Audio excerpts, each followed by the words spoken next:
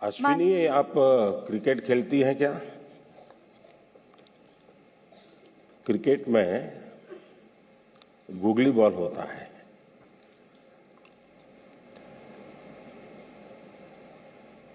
निशाना एक होता है, दिशा दूसरी होती है। मुझे लगता है कि आप पहले ही बॉल में मुझे आउट करना चाहती हो।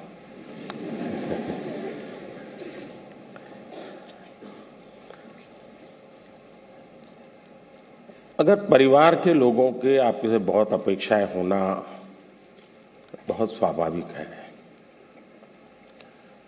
और उसमें कुछ गलत भी नहीं है, लेकिन अगर परिवार के लोग अपेक्षाएं सोशल स्टेटस के कारण ये अपने गांव से ही बिजनेस करके 100 करोड़ से भी ज्यादा का बिजनेस करते हैं। क्या आपको भी गांव से ही बिजनेस करना है? तो फ्रीडम ऐप को अभी डाउनलोड कीजिए। कर रहे हैं तो वो चिंता का विषय है। उनका सोशल स्टेटस का उन पर इतना दबाव होता है, उनके मन पे इतना प्रभाव होता है कि उनको लगता है कि जब सोसाइटी में जाएंगे तो बच्चों के लिए क्या बताएंगे। अगर बच्चे वीक हैं तो कैसे उनके सामने चर्चा करेंगे। और कभी कभी मां बाप भी आपकी क्षमता को जानने के बावजूद भी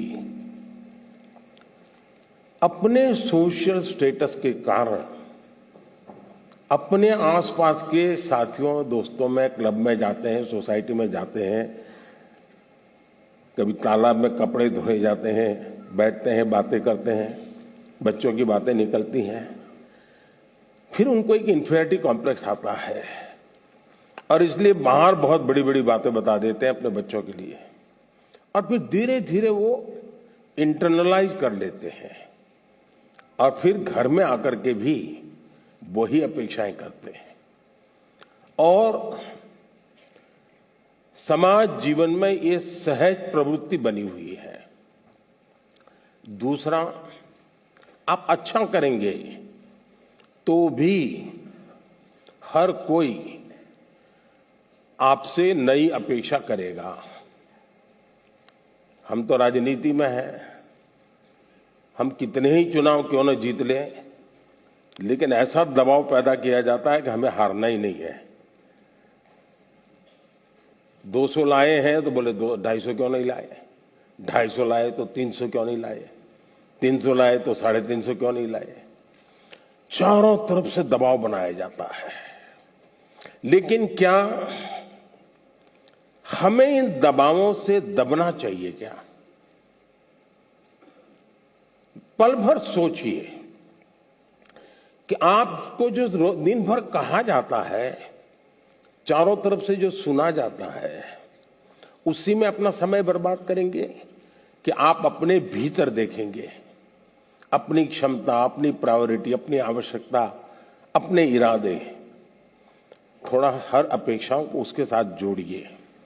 आप कभी क्रिकेट मैच देखने गए होंगे तो आपने देखा होगा कि कुछ बैट्समैन खेलने के लिए आते हैं और पूरा स्टेडियम, हजारों लोग होते हैं स्टेडियम में, वे चिल्लाना शुरू करते हैं, चौका चौका चौका, छक्का छक्का, शिक्षक। क्या वो ऑडियंस की डिमांड के ऊपर चौके और छक्के लगाता है क्या? ऐसा करता है क्या कोई प्लेयर?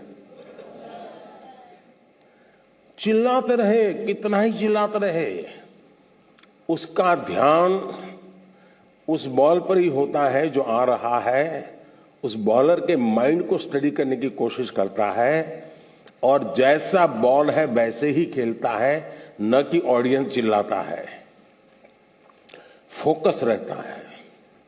अगर आप भी अपनी एक्टिविटी में फोकस रहते हैं तो ये आपके जो कुछ भी दबाव बनता है, अपेक्षाएं बनती हैं, कभी न कभी आप उसको मिटवित करेंगे, आप उस संकटों से बाहर आ जाएंगे।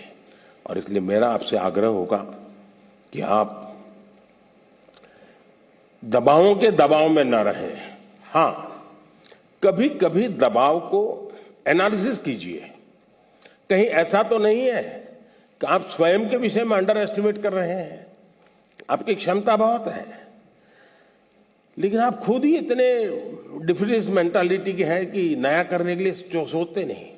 तो कभी कभी वो अपेक्षाएं बहुत बड़ी ताकत बन जाती है, बड़ी ऊर्जा बन जाती है। और इसलिए अपेक्षाएं, मां बाप को क्या करना वो मैंने पहले ही कहा। सामाजिक दबाव में मां बाप ने बच्चों पर दबाव ट्रांसफर नहीं करना चाहिए, लेकिन बच्चों ने अपनी क्षमता से कम भी अपने आप को नहीं आंकना चाहिए। और दोनों चीजों की बल देंगे तो मुझे पक्का विश्वास है कि आप ऐसी समस्याओं को बहुत आराम से सुलझा लेंगे।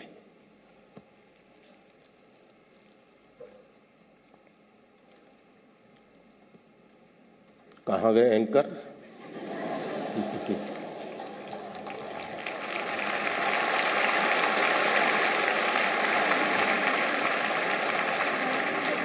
माननीय प्रधानमंत्री जी, आपका कोटि कोटि धन्यवाद। आपके प्रेरक वचनों से अभिभावकों का अपने बच्चों के लिए समझने का मार्ग मिला है। मान्यवर के दबाव में न रहें, हम गांठ बांधकर परीक्षा में उत्साह बनाए रखेंगे। आपका धन्यवाद। माननीय प्रधानमंत्री जी, चंबा प्रकृति के अनछुए सौंदर्य को समेटे भारत के पेरिस के रूप में प्रसिद्ध पर्वतीय नगर है। चंबा हिमाचल प्रदेश से आरुषि ठाकुर आभासी माध्यम से हमसे जुड़ रही हैं। आरुषि, कृपया अपना प्रश्न पूछे। माननीय प्रधानमंत्री जी, नमस्कार। मेरा नाम आरुषि ठाकुर है और मैं केंद्रीय विद्यालय बनीखेत ढलौजी, जिला चंबा की कक्षा 11वीं की छात्रा हूँ।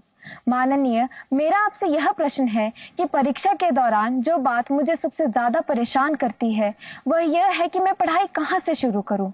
मुझे हमेशा लगता है कि मैं सब कुछ भूल गई हूँ और मैं इसी के ही बारे में सोचती रहती हूँ, जो मुझे काफी तनाव देता है। कृपया कर मार्गदर्शन कीजिए। धन्यवाद सर। धन्यवाद आरुषि। माननीय प्रधानमंत्री जी, भारत में धान का कटोरा के नाम से प्रसिद्ध राज्य छत्तीसगढ़ की राजधानी है रायपुर। रायपुर की अदिति दीवान इसी समस्या पर अपनी मन की जिज्ञासा का समाधान चाहती है। अदिति, अपना प्रश्न पूछिए। माननीय प्रधानमंत्री जी, नमस्कार। मेरा नाम अदिति दीवान है और मैं कृष्णा पब्लिक स्कूल रायपुर छत्तीसगढ़ में कक्षा 12वीं की छात्रा हूँ। मेरा आपसे यह प्रश्न है कि मैं इस बात को लेकर चिंतित रहती हूँ कि मुझे बहुत कुछ करना है, लेकिन अंतिम तक मैं कुछ भी नहीं कर पाती हूँ, क्योंकि मेरे पास बहुत सारे कार्य होते हैं। यदि मैं अपना कोई कार्य समय पर पूरा कर भी लूं, तो और ज्यादा परेशान हो जाती हूँ, क्योंकि फिर अन्य कार्यों को करने में या तो बहुत ज्यादा देर लगा देती हूँ या तो उन्हें आगे तक के लिए टाल देती हूँ। मैं यह जानने के लिए उत्सुक हूँ कि मैं अपने सारे काम सही समय पर कैसे पूरे करूं। धन्यवाद। धन्यवाद अदिति। माननीय प्रधानमंत्री जी, आरुषि और अदिति अपनी परीक्षा की तैयारी एवं समय के सदुपयोग पर आपका मार्गदर्शन चाहते हैं। कृपया उनकी समस्या का समाधान करें। माननीय प्रधानमंत्री जी। देखिए, सिर्फ परीक्षा के लिए ही नहीं, वैसे भी जीवन में टाइम मैनेजमेंट के प्रति हमें जागरूक रहना चाहिए। परीक्षा और नो परीक्षा, आपने देखा होगा काम का ढेर क्यों हो जाता है। काम का ढेर इसलिए हो जाता है समय पर उसको किया नहीं इसलिए। और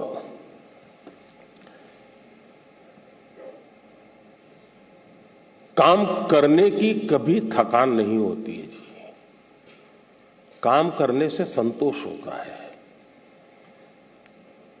काम न करने से थकान लगती है। सामने दिखता है, अरे इतना सारा काम, इतना सारा काम, और उसी की थकान लगती है। करना शुरू करें। दूसरा, आप कभी कागज पे अपना पेन पेंसिल लेके डायरी पे लिखिए, एक हफ्ते भर आप नोट कीजिए कि आप अपना समय कहाँ बिताते हैं। अगर पढ़ाई भी करते हैं तो कितना समय किस विषय को देते हैं, और उसमें भी शॉर्टकट ढूंढते हैं कि बेसिक में जाते हैं, बारीकियों में जाते हैं। थोड़ा अपना एक एनालिसिस कीजिए। मैं पक्का मानता हूं कि आपको ध्यान में आएगा कि आप जो आपकी पसंद की चीजें हैं उसी में सबसे ज्यादा समय लगाते हैं और उसी में खोए रहते हैं। फिर 3 विषय ऐसे हैं जो कम पसंद है लेकिन जरूरी है, वो फिर आपको बोझ लगेगा। मैंने 2-2 घंटे मेहनत की लेकिन ये तो हुआ नहीं।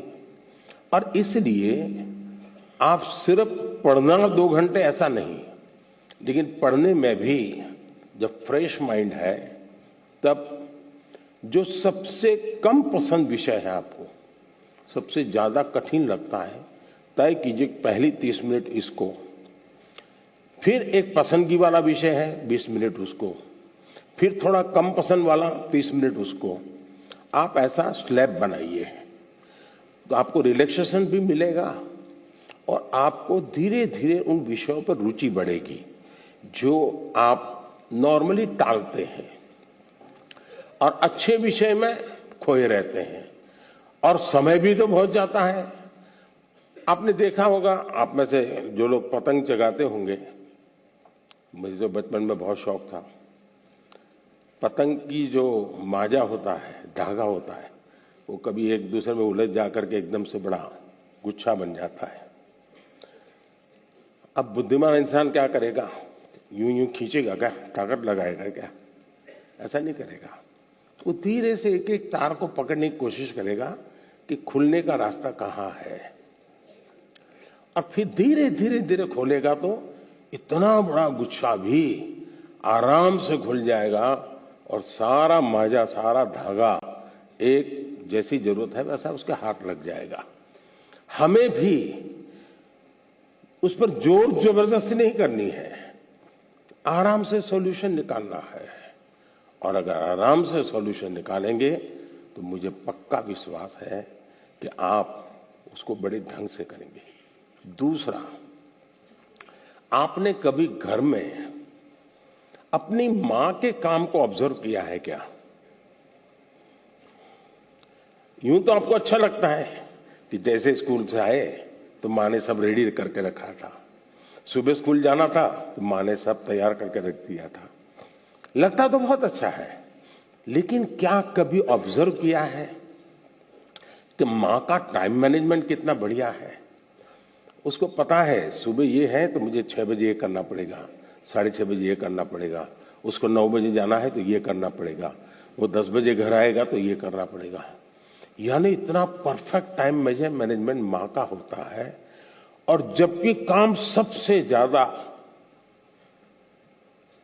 मां करती रहती है, लेकिन किसी काम में उसको बोझ अनुभव नहीं होता है। थक गई, बहुत काम है, बहुत ज्यादा, ऐसा नहीं करती। क्यों? उसे मालूम है कि मुझे इतने घंटे में ये तो करना है। और जब एक्स्ट्रा टाइम मिलता है तब भी वो चुप नहीं बैठती, कुछ न कुछ अपना क्रिएटिव एक्टिविटी करती रहती है। सुई धागा लेके बैठ जाएगी, कुछ तो करती रहेगी, रिलैक्स करने के लिए भी उसने व्यवस्था रखती है।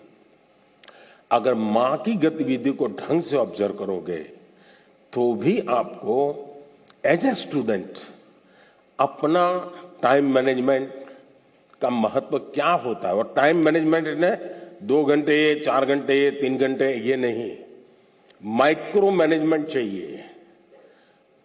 किस विषय को कितना टाइम देना है, किस काम को कितना टाइम देना है, और इतना बंधन भी नहीं डालने हैं कि बस 6 दिन तक ये करूंगा ही नहीं क्योंकि मुझे पढ़ना है। फिर तो आप थक जाओगे। आप ढंग से उसको डिस्ट्रीब्यूट कीजिए समय को, जरूर आपको लाभ होगा। धन्यवाद। ये अपने गांव से ही बिजनेस करके 100 करोड़ से भी ज्यादा का बिजनेस करते हैं। क्या आपको भी गांव से ही बिजनेस करना है? तो फ्रीडम ऐप को अभी डाउनलोड कीजिए।